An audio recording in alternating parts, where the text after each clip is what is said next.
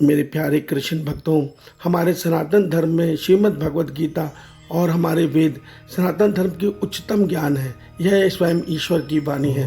हमारा धार्मिक चैनल सनातन धर्म ज्ञान गंगा इन्हीं दोनों वेद और श्रीमद् भगवद गीता का प्रचार करता है। आज हम श्रीमद् भगवद गीता से अध्याय 5 के संपूर्ण सार को सरल रूप में भगवान श्री कृष्ण जी की कृपा से सुनने समझने का प्रयास करते हैं। जय श्री कृष्णा। मेरे प्यारे कृष्ण भक्तों, श्रीमद् भगवद गीता के अध्याय 4 के अंतिम श्लोक में भगवान श्री कृष्ण जी ने अर्जुन को आदेश दिया कि हे अर्जुन, तू युद्ध के लिए खड़ा हो जा और मन से मेरा स्मरण करते हुए तन से कर्तव्य कर्म युद्ध को कर। मेरे प्यारे कृष्ण भक्तों, भगवान श्री कृष्ण जी अर्जुन को यह आदेश इसलिए दे रहे हैं कि क्योंकि वो जानते हैं अर्जुन क्षत्रिय है और क्षत्रिय का धर्म है अधर्म के खिलाफ युद्ध करना। तो भगवान उसको कर्मयोग का मार्ग बता रहे हैं। कर्मयोग का मार्ग संसार से विरक्त होने का मार्ग नहीं है, बल्कि संसार के फलों को त्याग कर, फलों की इच्छा को त्याग कर, अपने शरीर से कर्तव्य कर्म करते हुए मन से सदैव परमात्मा में मन को रमन करते हुए परमात्मा को पाने की इच्छा करने का मार्ग है। मेरे प्यारे कृष्ण भक्तों, मगर अर्जुन अभी इसके लिए तैयार नहीं है। अर्जुन के मन में कल्याण का भाव तो है, मगर वो ये सोचता है कि मैं अपने परिजनों से युद्ध क्यों करूं, मैं अपने गुरुवर और अपने भीष्म पितामह पर बाण क्यों चलाऊं। इसलिए वो भगवान से कहता है, हे केशव, एक तरफ आप कर्म योग की प्रशंसा करते हैं, दूसरी तरफ आप का ज्ञान योग की प्रशंसा करते हैं, जबकि मेरा कल्याण तो ज्ञान योग से भी संभव है। तो कृपया मेरे लिए बताइए, मेरे लिए हितकारी कौन सा मार्ग है। तो भगवान हंसते हैं और अर्जुन को बोलते हैं कि हे अर्जुन, कल्याणकारी तो दोनों ही मार्ग है। ज्ञान योग भी कल्याणकारी है और कर्म योग भी कल्याणकारी है, और दोनों ही मार्ग का लक्ष्य परमात्मा प्राप्ति है। दोनों ही मार्ग पर चलकर मनुष्य आत्मा का साक्षात्कार करते हुए अपने मन और आत्मा से परमात्मा को प्राप्त करता है। अर्थात ज्ञानी जन ये सत्य देखते हैं कि कर्म योग और ज्ञान योग में एक ही सिद्धि अर्थात परम गति अर्थात परम लक्ष्य मोक्ष की प्राप्ति होती है। मगर अर्जुन, ज्ञान योग से कर्म योग श्रेष्ठ है और सुगम है। मेरे प्यारे कृष्ण भक्तों, भगवान श्री कृष्ण जी ने ऐसा किस लिए कहा, आइए इस पर आज हम विस्तार से चर्चा करते हैं। जय श्री कृष्णा। मेरे प्यारे कृष्ण भक्तों, श्रीमद् भगवद गीता के अध्याय 5 में भगवान श्री कृष्ण जी अर्जुन के माध्यम से हम सब मनुष्यों को यह रहस्य बताते हैं कि चाहे मनुष्य कर्म योग के मार्ग पर चले, चाहे ज्ञान योग के मार्ग पर चले, मनुष्य को एक ही सिद्धि प्राप्त होती है। अर्थात मनुष्य अपने आत्मा का साक्षात्कार करते हुए अपने मन और आत्मा से परमात्मा को प्राप्त करके परम सिद्धि अर्थात मोक्ष पद पाता है। मगर उसके बावजूद भी कर्मयोग का मार्ग ज़्यादा श्रेष्ठ और सुगम है, इसलिए क्योंकि बिना कर्मयोग को सिद्ध किए हुए ज्ञान योगी बनना बहुत मुश्किल कार्य है। भगवान कहते हैं ये इसलिए मुश्किल है क्योंकि मनुष्य का मन परमात्मा की माया के अधीन है। माया अर्थात सत्व रज तम गुणों के अधीन है। इनके प्रभाव के कारण मनुष्य सीधे ध्यान योग में बैठकर अपने मन को आत्मा में स्थिर नहीं कर सकता। क्यों?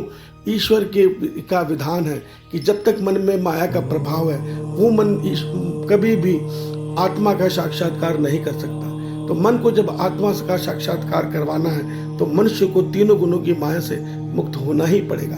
और भगवान कहते हैं उसके लिए सरल मार्ग है कर्म योग।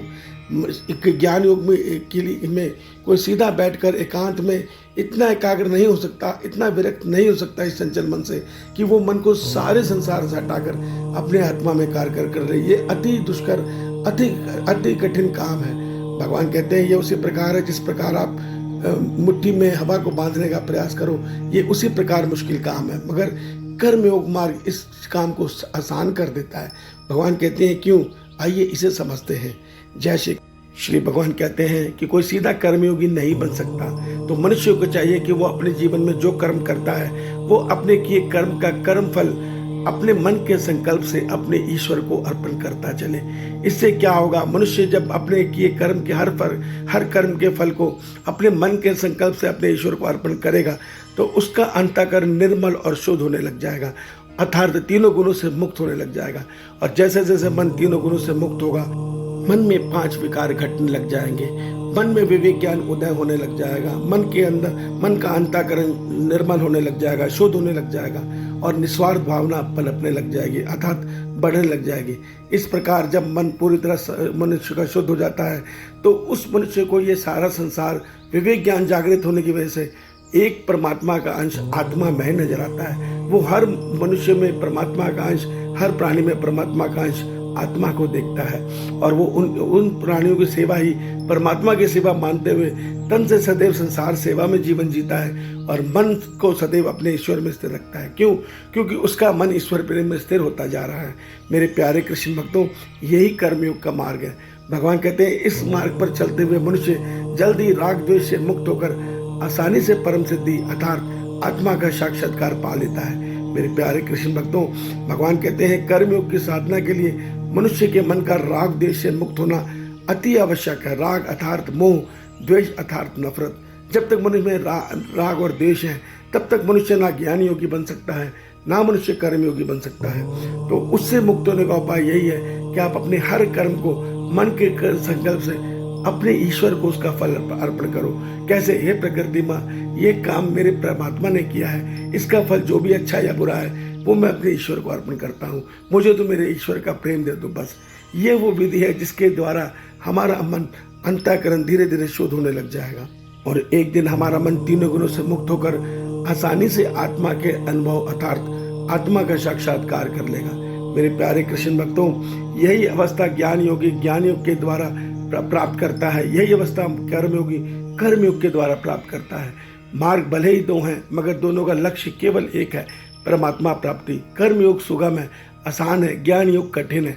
भगवान हमें यही सत्य समझाते हैं। मेरे प्यारे कृष्ण भक्तों, ज्ञान योगी भी यही सत्य देखता है कि मैं इस शरीर में आत्मा हूँ, दृष्टा हूँ। ये शरीर मेरा प्रकृति कर्म करवा रही है, मैं कुछ नहीं करता, मैं तो केवल इस शरीर को चेतन ऊर्जा दे रहा हूँ। यही सत्य कर्मयोगी भी देखता है। मेरे प्यारे कृष्ण भक्तों, भगवान कहते हैं मगर कर्मयोग ज़्यादा सुगम और आसान है। अब जब आप मनुष्य अध्याय 5 तक भगवान हमें कर्मयोग सिद्ध करने की विधि बता चुके हैं, उसके बाद अध्याय 6 जो कल से आरंभ होने जा रहा है, भगवान हमें उसमें ध्यान योग के साधने के द्वारा मनुष्य किस प्रकार आत्मा का साक्षात्कार करके परमात्मा को पाता है, वह विधि बताने जा रहे हैं। मेरे प्यारे कृष्ण भक्तों, भगवान ने अभी तक श्रीमद् भगवद गीता में हमें बड़े ही सुंदर तरीके से यह ज्ञान समझाया है। प्रथम भगवान ने हमें हमारे स्वरूप आत्मा के विषय में बताया, फिर हमें भगवान ने कर्मयोग के द्वारा हमारा अंतःकरण किस प्रकार परमात्मा की माया से मुक्त हो सकता है, वो कर्मयोग विधि बताई। अब भगवान हमारे को कल से ध्यान योग की विधि बताने जा रहे हैं अध्याय 6 में। उस ध्यान योग को करके मनुष्य आसानी से अपने मन को अपने आत्मा से परमात्मा में स्थिर कर सकता है। उसको आप ध्यान से सुनिएगा, समझिएगा, मनन कीजिएगा, क्योंकि गीता का एक एक श्लोक हर मनुष्य के लिए, संसार के प्राणी मात्र के लिए कल्याणकारक है। इस सत्य को समझिए। ईश्वर आप सबका कल्याण करे। आपका दिन शुभ हो। जय श्री कृष्ण, जय श्री कृष्ण।